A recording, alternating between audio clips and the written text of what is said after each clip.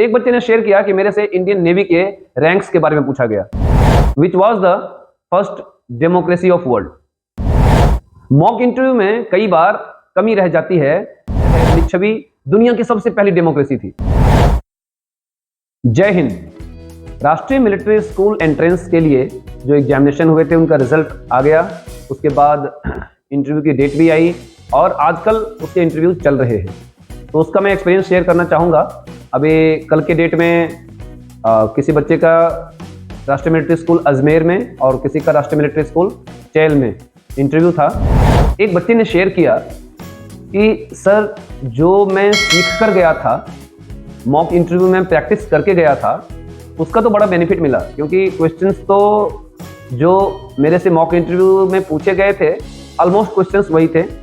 2-3 questions ही अलग से थे जो जनरल नॉलेज से रिलेटेड उन्होंने पूछा था। यहाँ देखो, जनरल नॉलेज के क्वेश्चन पूछ रहे हैं तो इसका यह मतलब नहीं कि वो नॉलेज टेस्ट है, वो भी पर्सनैलिटी का ही पार्ट है कि उसकी पर्सनैलिटी से रिलेटेड, उसके बायोडाटा से रिलेटेड या करंट अफेयर से रिलेटेड जो अभी के चीज़ें होती है उससे रिलेटेड जो इंटरव्यू बोर्ड के मेंबर के मन में क्वेश्चन आता है वो पूछ लेते हैं।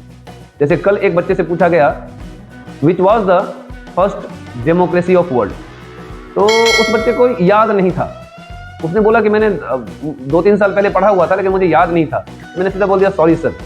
जब उसको बताया बेटा लिच्छवी, और वो लिच्छवी क्यों पूछा उससे, because that student belongs to Bihar, और बिहार में मुजफ्फरपुर और हाजीपुर के एरिया में लिच्छवी जो एरिया है, लिच्छवी दुनिया की सबसे पहली डेमोक्रेसी थी। तो बच्चे को अपने बायोडाटा से रिलेटेड क्वेश्चन पूछा गया। कई बार लगता है कि नहीं ये जीके का क्वेश्चन था। एक बच्चे ने शेयर किया कि मेरे से इंडियन नेवी के रैंक्स के बारे में पूछा गया, तो मैंने सारे रैंक्स बता दिए। कमीशन ऑफिसर्स के रैंक्स पूछे थे, बच्चे जनरली कमीशन ऑफिसर्स का ही रैंक पढ़ते हैं। अब उसी बच्चे से ये पूछा गया why do you want to join Rashtriya military school, तो उसने बता दिया I want to join Indian air force and जो भी उसने अपना बताया होगा, चलो उसने अपना आंसर बता दिया। जब इंडियन एयरफोर्स के बारे में बताया तो बोर्ड ने थोड़ा बच्चे के कॉन्फिडेंस को चेक करना चाहा। उन्होंने ये पूछ दिया, कल की बात है ये, उन्होंने ये पूछ दिया कि can you tell me about all the ranks of all the non commission ranks of Indian air force. अब उस बच्चे को नॉन कमीशन रैंक के बारे में पता ही नहीं था। उसने बोला मुझे एक रैंक का पता था सार्जेंट, उसके आगे पीछे कुछ पता ही नहीं था। तो मैंने सीधा बोल दिया sorry sir I don't know about this. अब उसने बोल दिया I don't know about this means उसका कॉन्फिडेंस बिल्कुल सही था, उसकी ऑनेस्टी बिल्कुल सही थी। तो ये किस चीज का इफेक्ट था? Mock interview. मॉक इंटरव्यू में कई बार कमी रह जाती है कि जैसे हमने बच्चे को 1-to-1 मॉक इंटरव्यू करवा दिया। मान लो मैं बच्चे को इंटरव्यू के लिए प्रिपरेशन करवा रहा हूँ, बच्चा मेरे सामने बैठा है और मैंने इंटरव्यू ले लिया, बच्चे ने कॉन्फिडेंटली सारा कुछ कर दिया, हमने उसको अच्छे स्कोर दे दिए। लेकिन जब पैनल बैठता है तो वो 5 या 6 मेंबर्स का होता है, तो क्या बच्चे ने 5-6 मेंबर्स के साथ प्रैक्टिस की थी? नहीं। तो एक बच्चा ऐसा ही, कल जिस बच्चे ने शेयर किया मेरे से, उस बच्चे ने 3 मेंबर्स के साथ मैक्सिमम प्रैक्टिस की हुई थी, 3 से ज़्यादा मेंबर से प्रैक्टिस नहीं की थी। तो उसके 2 इस तरह के इंटरव्यूज हुए थे।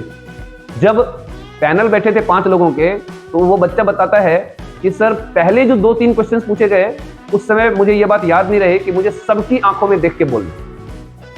जैसे कोई एक मेंबर क्वेश्चन पूछ रहे हैं तो आंसर देते समय आप सारे मेंबर्स की तरफ आई कांटेक्ट बनाओ, तो ये बात उसको याद नहीं थी।